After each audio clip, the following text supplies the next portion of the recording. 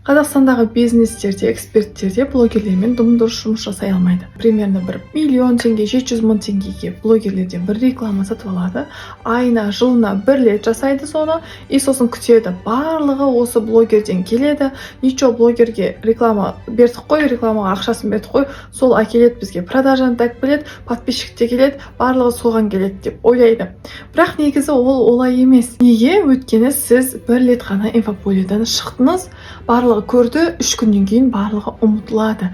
Ешкім сізді даже ойына да алмайды. Сізде өткені ешқандай упаковка жоқ, ешқандай позиционирование жоқ, ешқандай сізде смысл жоқ. Сіздің блогыңызда да, бизнесіңізде ешқандай мәні болмай тұрғанын сол жерден көруге болады. Мысалға алатын болсақ, бизнестерде ең қатты қазір инфополиядағы бизнес ол золотое яблоко. Золотое яблоко ол неге инфополияда барлық пространствоны алып тұр? Именно косметика бренді ретінде барлығы тек золотое яблокодан алады. Өйткені инфлюенс-маркетинг ол жерде өте қатты дамыған. Олар күнде, күн ара, ай сайын, жыл сайын әртүрлі блогерлермен жұмыс жасайды. Сондықтан ол әр жерден көрінеді. Instinct Study кетеді.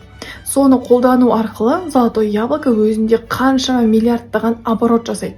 Ал инфлюенс-маркетинг деген ол өте қымбат, оны сіз жасау үшін өте көп сумманы бастапқыда құю керексіз.